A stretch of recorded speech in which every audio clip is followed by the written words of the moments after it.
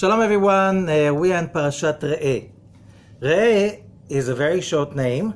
It's one of the 72 names. If you look at the table of the 72 names, that's the bottom in the middle. In the bottom line, in the middle, you find Re'eh, and Re'eh means see. See. So the question is, what is that we have to see? Okay, very important one, because, being blind is terrible, but being blind and not knowing it, it's even worse.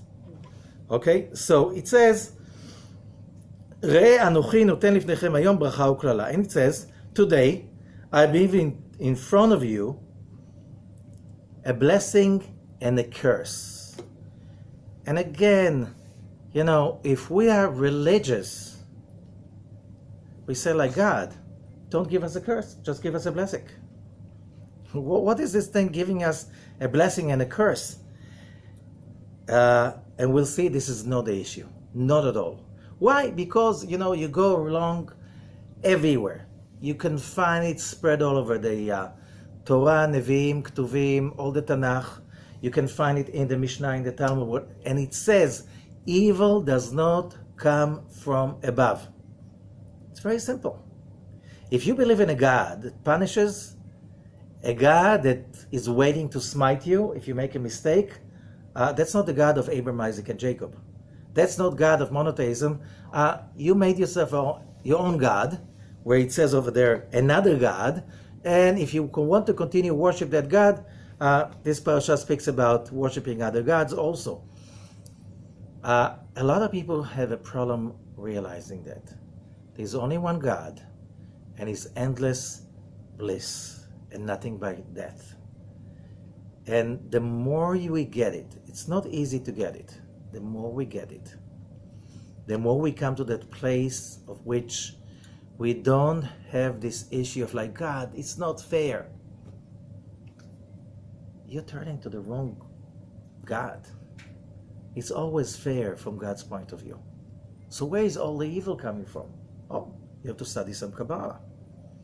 In the beginning, everything was perfect. We couldn't stand it. Why? Because we were made in the image of God.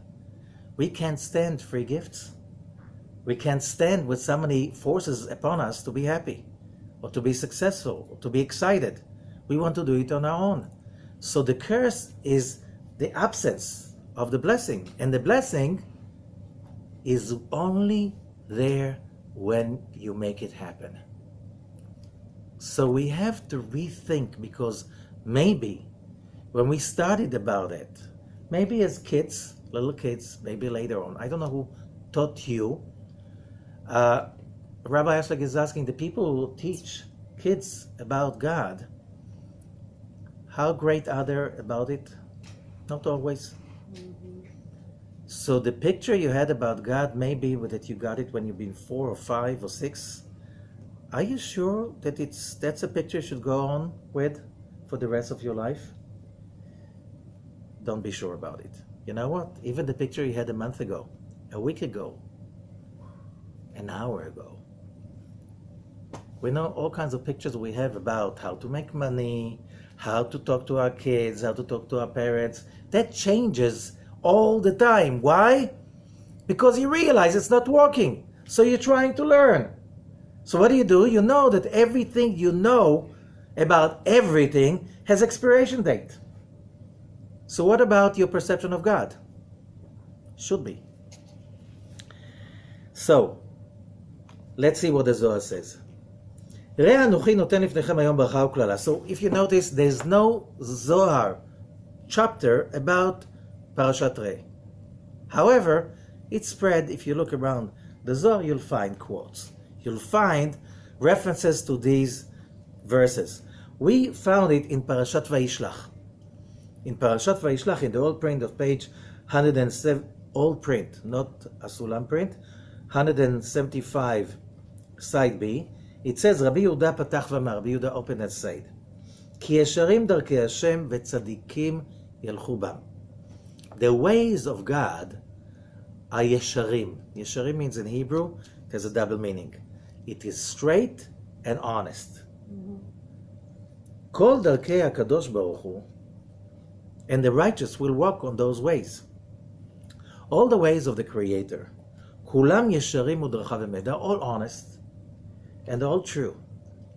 And Rabbi Zaklura Darizal is saying, and you can never bribe the Creator. Which means something that I'm trying to emphasize for a long time already. When somebody has an issue with one of the rules of the universe, like gravity,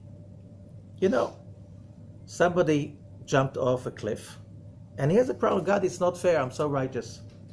Can you bribe gravity? No, gravity, that's the way it is. What about electricity? You're not supposed to put your finger in the socket. Okay, but what if I'm a righteous person? You cannot bribe the rules. The Torah is not about religion. It's about the rules of the universe. This is how the universe is wired.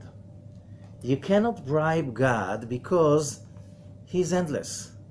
And what can you give Him? And if you give Him something He didn't have before, which is illogical. Okay, if you give Him something He didn't have before, would He change His attitude towards you? Of course not. His attitude towards each one of us is, I'm giving you, how much? The endless. How much endless? Pleasure, bliss, everything. We have to remember that every second in our lives because that's the most important thing. There's endless pleasure and happiness waiting for each one of us, even the people that we don't like so much. Why? If God created them, He created them to give them pleasure. The fact that right now they consistently put their finger in the socket, jump off the cliffs, and then they're surprised, God, how did you do this to me? Right? So evil people are simply not smart. They simply don't understand the rules. They don't understand that being selfish doesn't pay. Because if you want to connect to the endless, you have to go by the law of affinity. You have to behave like the endless. How do you behave like the endless? When you get something, you share it with others. You never keep it for yourself. If you're holding on to yourself, you become the ending point, the last station. And endless do not communicate with each other. So these are simple rules. They're not so sophisticated. They're simple. The problem is that we all have two sides. One side is called the dark side, or the other side, or the whatever you want to call it. You can call it Sandy. Okay, whatever you... But that side tries to get you to the dark side, which means I can take and I don't have to give for that. Okay, I keep it all for myself and it will make me happy. It's not knowing the rules. So, why do you have to study? Why do you have to study Torah? Why do you have to study Zohar? Because when we study the rules again and again and again, little by little we start to enact, to accept it, to realize it's working. You can learn and learn and learn, but then you need to do internship and then you realize you didn't get anything. Isn't that the way what internship is about? Would you allow somebody who studied surgery just from the books to make surgery on you? No. Of course not. You need somebody who was into it and has a lot of experience. So, ובני העולם אינם יודעים ואינם מתבוננים על מה הם קיימים, but the people of the world, says Zohar, they have no idea what life is about. What's the purpose? If you don't know the purpose, if you don't know how it's wired and it's structured, of course you're going to make a mess. Same thing if you go driving and you don't know the rules, you're a disaster, right? You'll be a disaster. You'll be lucky if the police stop you before you make a mess and then they get you off the road. Then you're lucky. If you're not lucky, you're going to mess up, and who knows, then you're going to find yourself in the hospital, right? Or in a and that's a bad side. The easy would be you're going to just find yourself in court, right, for damaging other people's property. Al ken tzadikim yalchu bam. That's why righteous people will walk in the rules of the Creator. What are righteous people? Real righteous people are simply people who know the rules and they work very hard to go by the rules. And the rules say that if you want to be happy, you have to make other people happy. The rules say that selfish people can't be happy. Selfish people cannot be successful. Why? These are the rules. Read the book. You know, it's called the Bible. It's best-selling books for how many years? Long, long years. Before print was invented. Okay, so what is the whole thing that I'm giving you today a blessing and a curse. So my Rabbi Peretz of blessed memory said, read the next thing. את הברכה שתשמעו על מצוות השם אלוקיכם אשר אנוכי מצווה אתכם. והכללה אם לא תשמעו את מצוות השם. The blessing is that we listen to the laws and the orders and all the advices. Which means, what is the blessing? When you listen, internalize, and get it. Get what? That the rules are not made by some old guy sitting up in heaven who's making a test. You know, how terrible will be the rules I can give and they won't go crazy. You know, I'll tell them 613 rules, 248 they should do, some of them look really weird, 365 don't do, some of them look even more weird than that, you know, and see if they can get through it without, and I'll punish them every time they go off the road, puff. Is that the picture of God that you have in mind? Or, you know, there are many rules that people learn with the time. How to run a business, what to eat, what's not good for you. You know, when you're a kid, you think that everything that is tasty is good for you. You think that anyone who's nice to you loves you. And then you realize that's not the facts of life. And you start to realize that life is much more complicated than it looked like when you've been 3 or 4 or 5. And it's becoming even more complicated the more older you get, especially if you get in touch with a lot of people, a lot of systems, a lot of issues, a lot of places, a lot of cultures, and you realize it's not that simple. But when you study Kabbalah, it becomes, as the Vilna Gaon, one of the greatest Kabbalists ever, is from Vilnius, Rabbi Eliyahu Vilnius, he said, when you study Kabbalah, everything becomes simple. All the rules, because you start to see how all of them are really wired into one big mesh, which is basically the program of this universe. And all what we learn is not something that somebody crazy created in order to spite us and to test us, but it's the best rules we should understand in order to get the best out of everything we do. Love, happiness, success, financial, really everything. So, what is Moses saying over here? The blessing is that you'll be open to see the rules and to understand what makes people happy. That's a blessing. What is the curse? When you don't see that. And then when you don't see that, an example. We've been trained, since we've been really little, especially in our society, in our culture, in our civilization, which is the civilization of shop till you drop. We're conditioned since we're little babies that if you have it, you must be happy. The ability to look at a person and to say, yes, they have the big house, they have a lot of money and investments, and it's not the only house.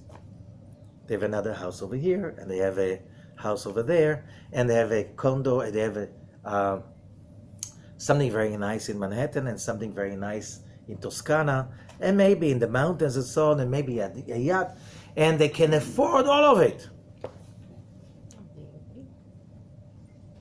And you can look at them and see that they're not happy. Are we conditioned to see that? No, we are conditioned to see the sparkling, the external. This is not a blessing, this is a curse. Not that the Torah or the Zohar is teaching us that you should be poor and happy. No, Abraham was very rich. Isaac was very rich. Jacob was very rich. Joseph controlled all the richness of the world, right? At least in the Near East. Okay? So, there's nothing wrong about it. The question is, how many people you can say that are rich and satiated, like it says about Abraham? Having it means enjoying it. This is the blessing. The curse is having it and not being able to enjoy it. Because how many people you know, they have power, money, beautiful stuff, and they're neurotic. They're crazy. They can't enjoy because they have anxiety attacks. Where do you think is this coming from? Oh, it's in the genes. No, this is something they attracted. Oh, they have a post-trauma. It's all about one thing. They don't understand how the system is wired. And that's why when we do not behave by the rules, and we don't learn that we have only one enemy, this is the enemy within. That voice says, you see, he got more than you're supposed to get. You see, they can take it away from you. You see, if you do not fight that voice all your life, it's not too late to start right now. It's never too late. But if you don't realize that that voice is your enemy, not other people, and then if you don't realize the only person who is responsible for your happiness is only yourself, if you don't realize that, you didn't even start the game. You're not playing by the rules. No wonder you feel that something is missing, and I have everything. What's wrong with me? So I go to shrink number 1, shrink number 2, shrink number 3.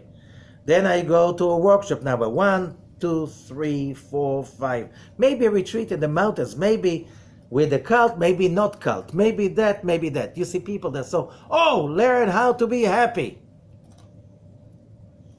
It's so simple. There's one voice inside us that makes us blind. This is called selfishness. This is called blindness. And that voice is installed in each one of us so we can overcome that voice to become happy. How much do you need to be happy?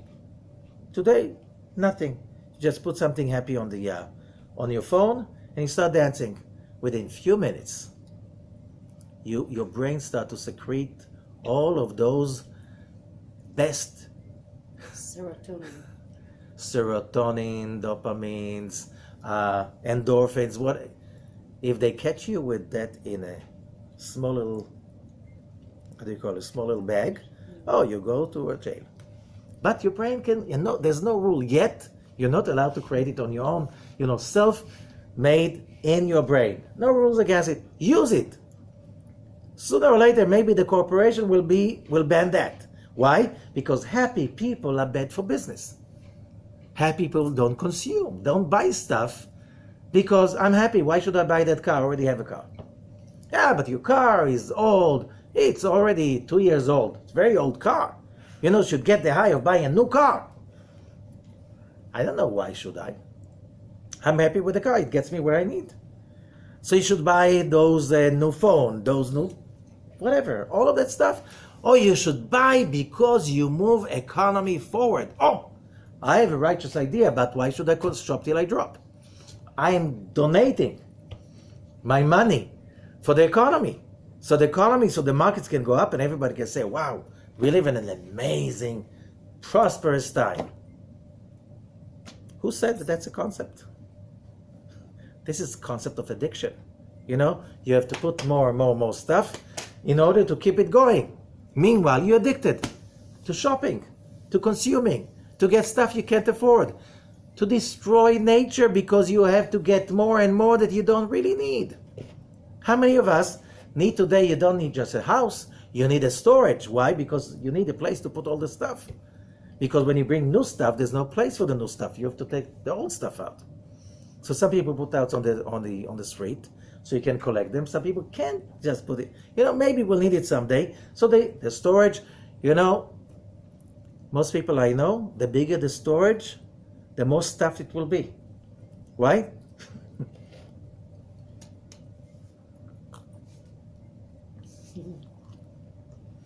It's not a joke. It's called an addiction.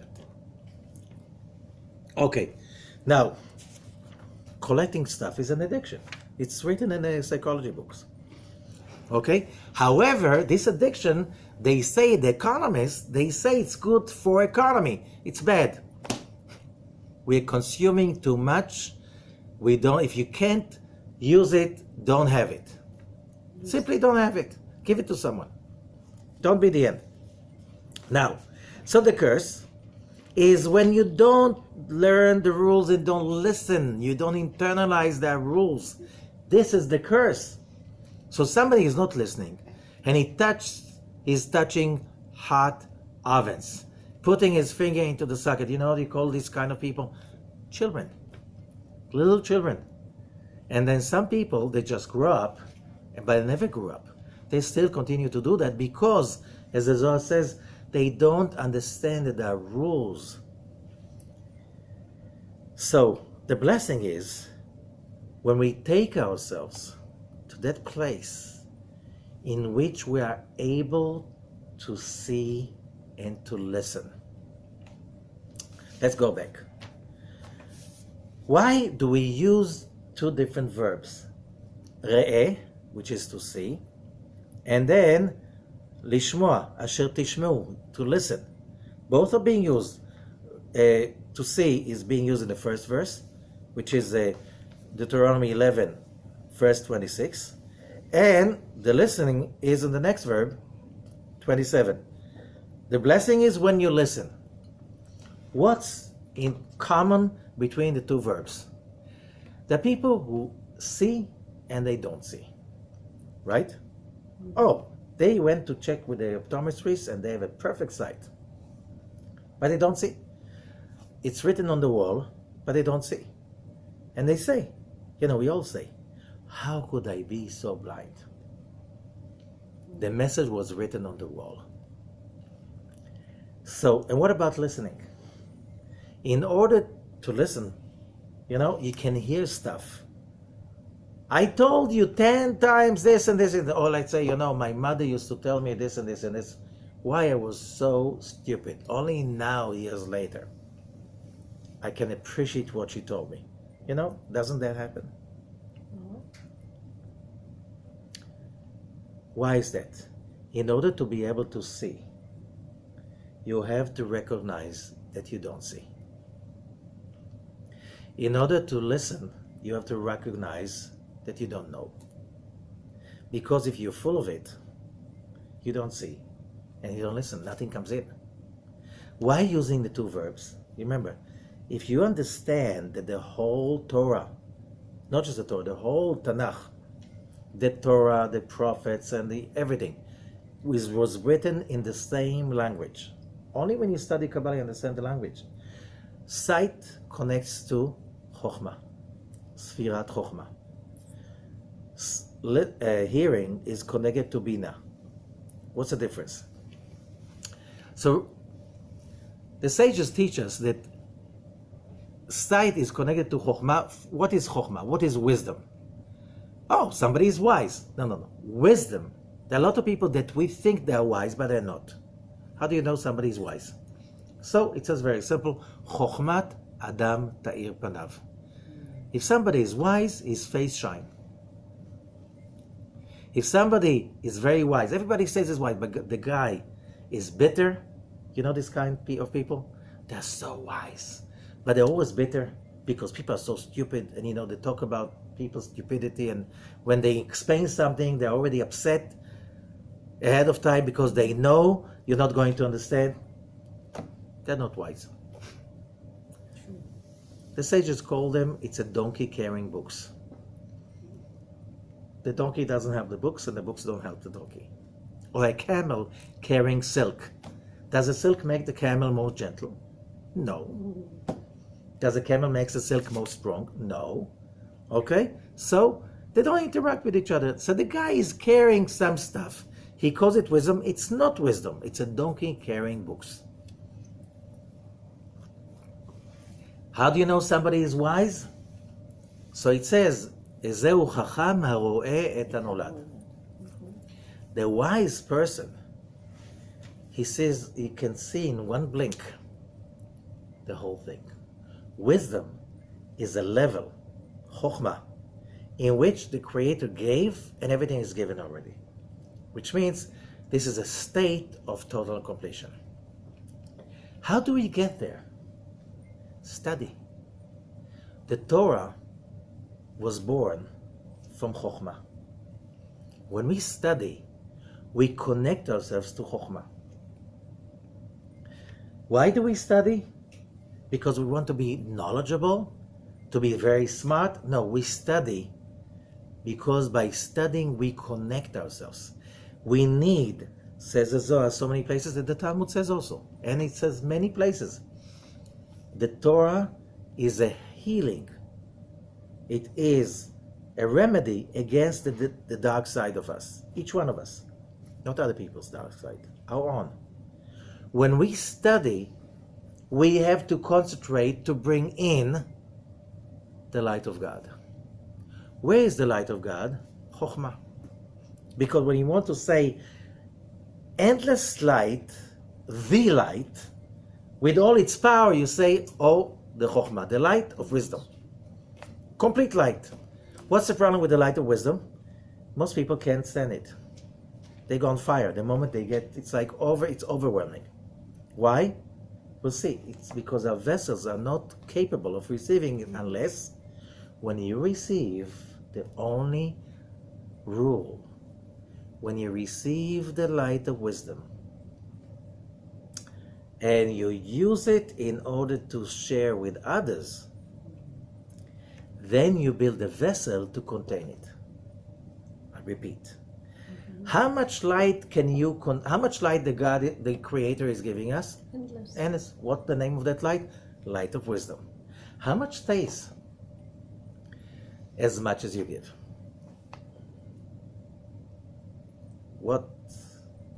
Just a second. But when I give, it doesn't stay. No. That's not seeing. That's because we're blind. Go again.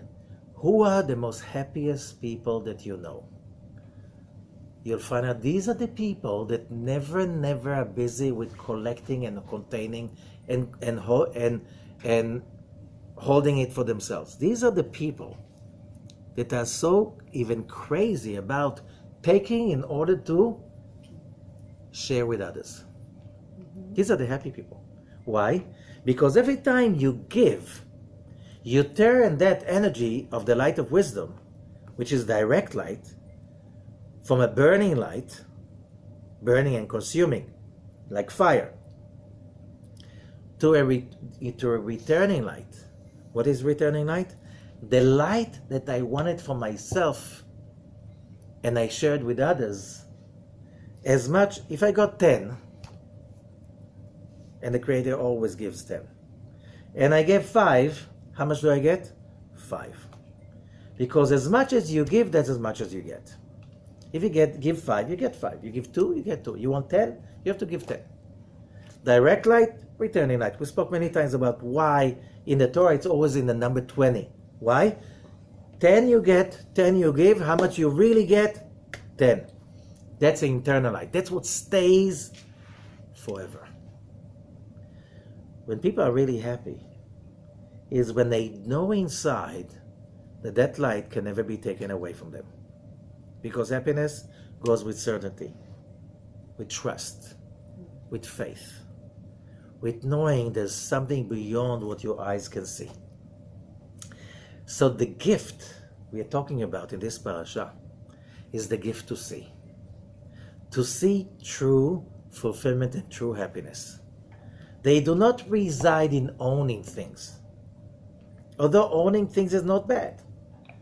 If you have a lot of money, you can share with people. You can build businesses that can give people a lot of pleasure and save people's lives. There's nothing wrong about it. The question is, how do you see that? The gift of this parasha is the sight, to see. How to see in a way that you really see, that you're not blind. That you take it in, you give it back, and you still feel that you are rich. It's not taken away from you. So what about the listening? In Tishmu and Mitzvot, listening is connected to the Mitzvot. Listening is about the application. How do you apply what you studied? You know, a person can have this amazing epiphany while studying, and he's like, wow, that was amazing. He goes out of the class, and the first person he sees, he hates him. Why are you standing in my way? Right? Why are you taking my seat? You know, you can see people in the Kabbalah class fighting for the seat. I saw that. Hello? What happened to you guys? That means a donkey carrying books. That was an epiphany, but it was a fake one.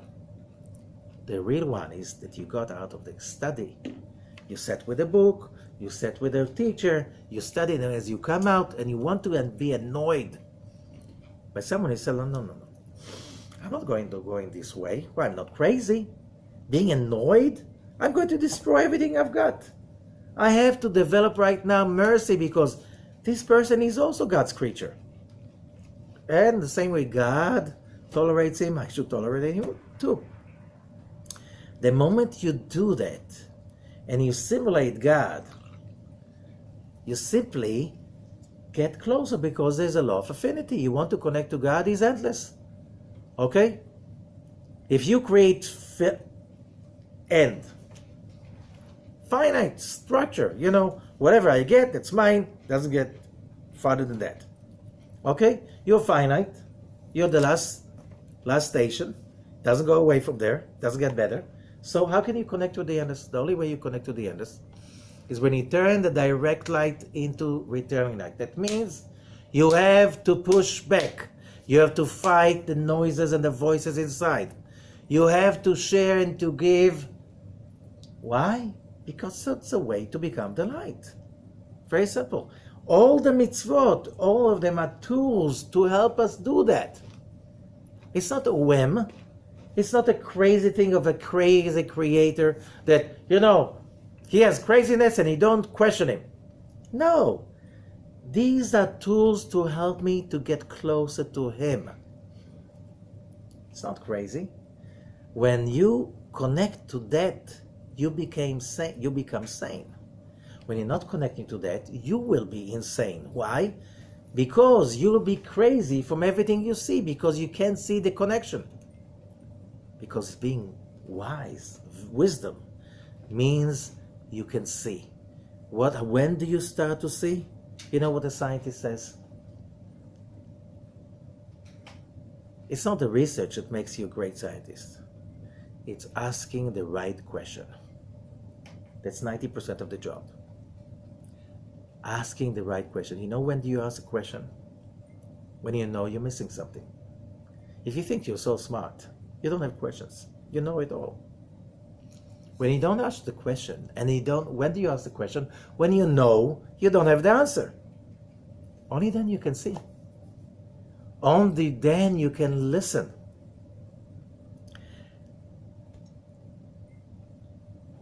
You have to understand something very important. How much light the Creator intended to each one of us? Much beyond, much more, and beyond, far away than beyond, of what we can ever imagine. That's called surrounding light. How much surrounding light each one of us has waiting for him or her, we have no idea. It's better we don't have an idea. We can go nuts. But can you imagine if we think that is as much as the Creator wants to give us? And meanwhile, He wants to give us this much. Can we with something that size wants to come into something that size? That's called pressure. When we experience pressure, it's because the surrounding light is saying like, hello, I need to come in. But I have just a small inner light because I just pushed a little bit. And I gave just a little bit. So how much can come in? Come in. Only a little bit. Just a small inner light. How do I extend that?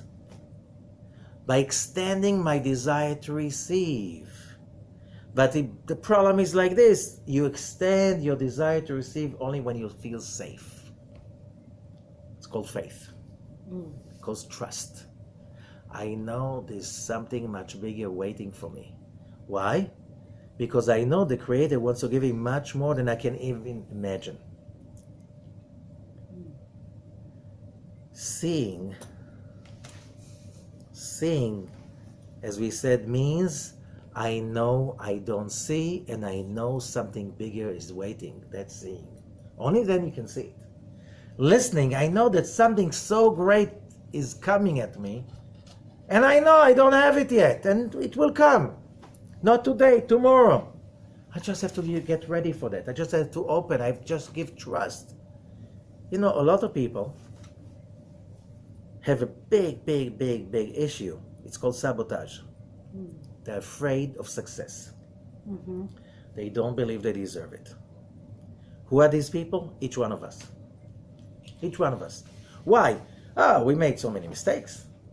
We went off course so many times. We get electrocuted. We fell and being bumped, bruised, whatever. By who? By God? No, by our mistakes of not going by the rules. And now we blame. Who do we blame for that? The Almighty. God, why did you do this to me? Why, please, I'm not so evil. Look at him. He's much more evil. He didn't get so many bruises I did.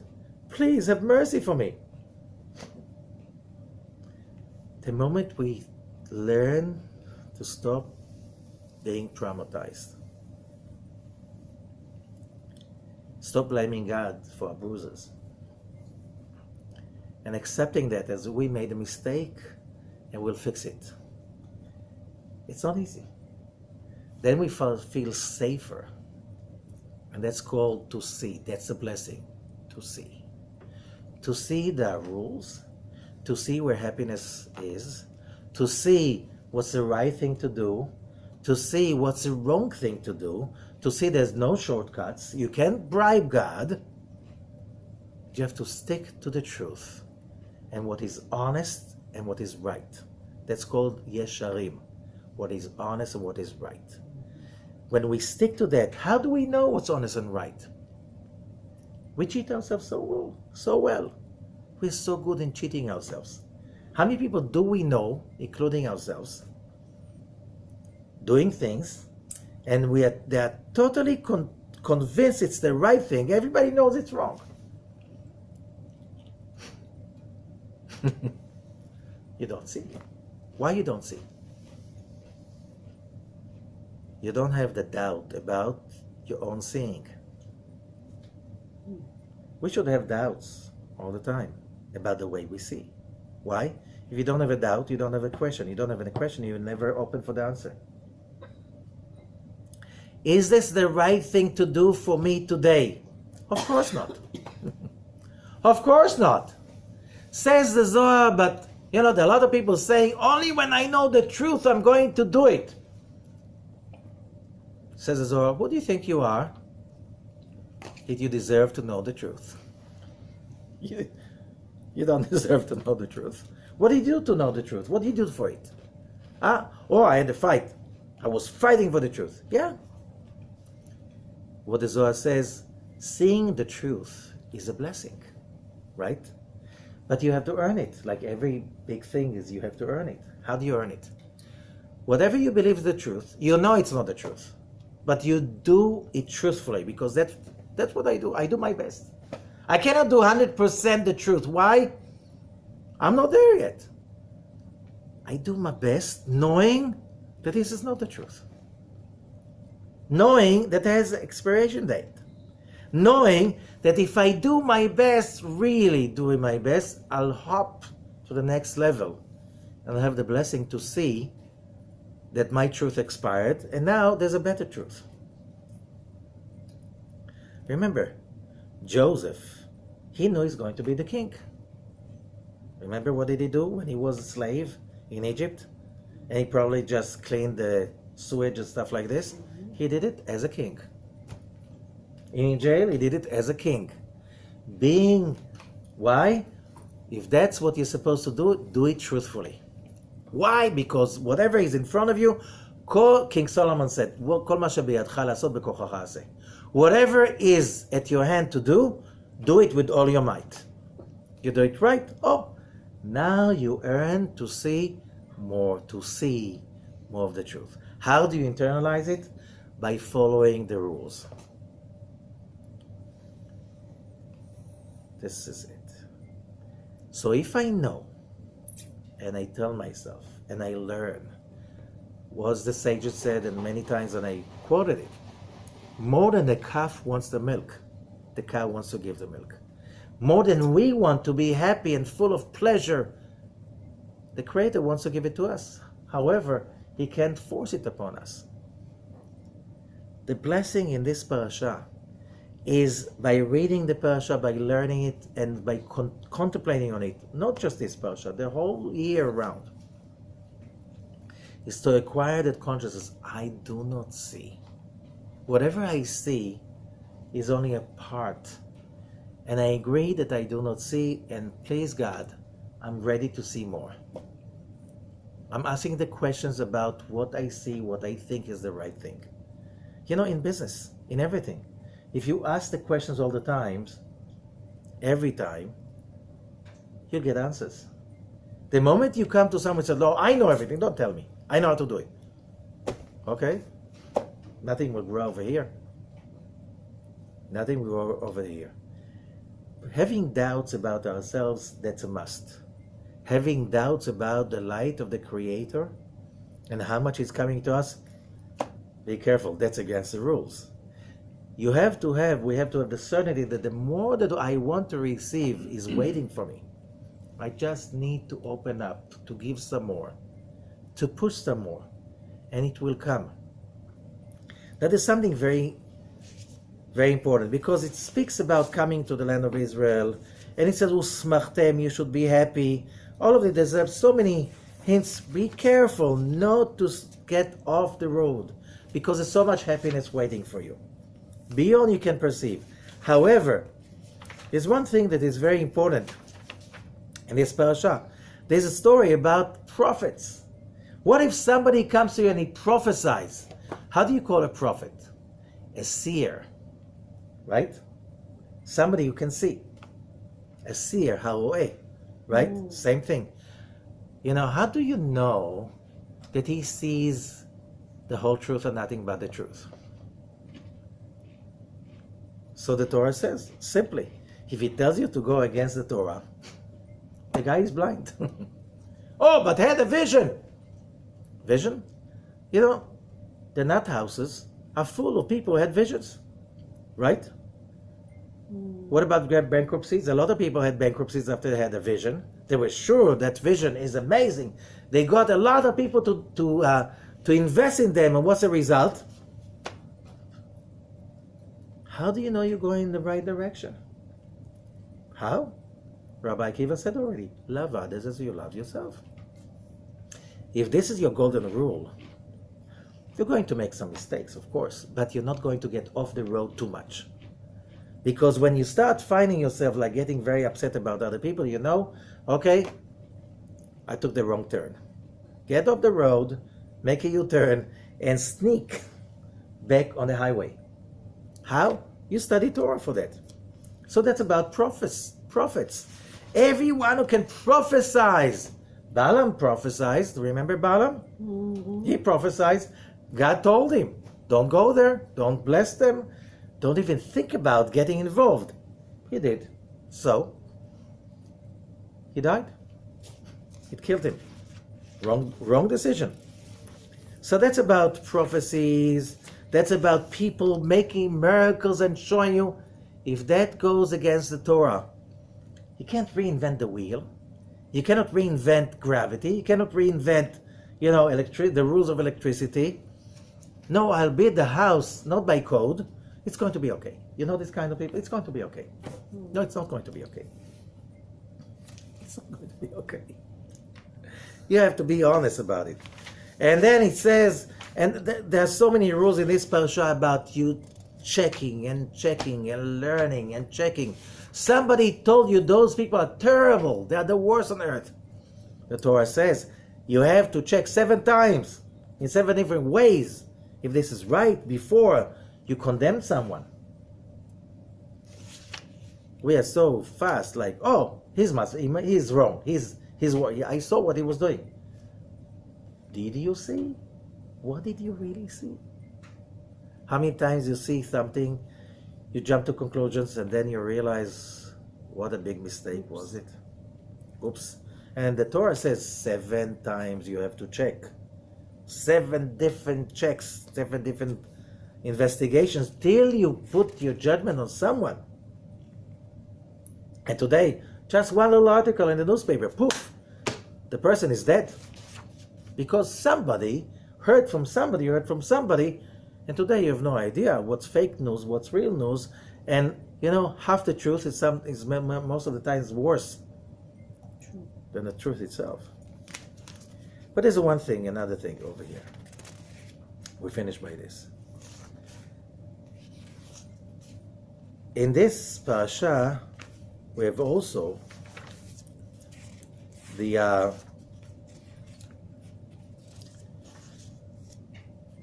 rule of going to visit Jerusalem. It doesn't say Jerusalem, but it says there will be the place that God is going to show you. Where do we hear about the place? Okay? And it says, you go over there, okay,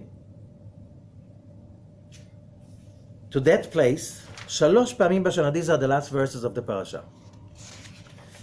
3 פעמים בשנה, this is chapter 16, verse 16. 3 פעמים בשנה, 3 times a year. יראה כל זכורך. All your males will be seen את פני השם אלוקיך in front of God, במקום, in the place he will choose. And it says it should not be seen empty-handed. Okay? It's called, in Jewish tradition, mitzvat re'iyah. The mitzvah of seeing. You start with seeing, you end with seeing. Where is that? What is that place? Oh, we know, Genesis. Va'elohim nisa et Avram. And God tested Abraham. Says the Zohar, he didn't test him, he gave him a miracle. Nisa means Raised. to raise, from the word miracle, nes. What did he go? He said, take your son, your only son, the one you love, Isaac. Take him to Mount Moriah. What is Moriah? To show the place of showing. Temple Mount being called today. Okay? And then you bring him as an offering.